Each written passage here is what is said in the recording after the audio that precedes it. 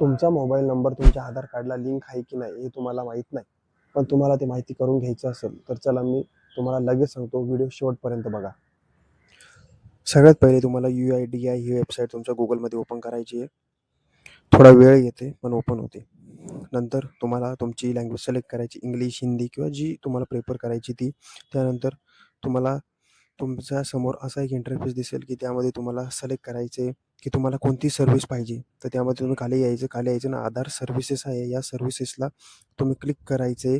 म्हणजे त्यामध्ये तुम्हाला मोबाईल नंबर, ईमेल वगैरे जे काय अपडेट करायचं किंवा काय बघायचं ते तुम्ही बघू शकता. त्यानंतर व्हेरिफाय रजिस्टर मोबाईल आयडी और ईमेल आयडी याला तुम्हाला क्लिक करायचं आहे. ते क्लिक केल्यानंतर तुम्हाला समोर येणार, की तुमचा आधार कार्ड, मोबाईल नंबर आणि हा कॅप्चा टाकायचा आहे आणि हे सबमिट करायचं आहे. हे सबमिट केल्यानंतर तुम्हाला लगेच कळणार, की तुमचा मोबाईल हा आधार कार्डशी लिंक आहे की नाही.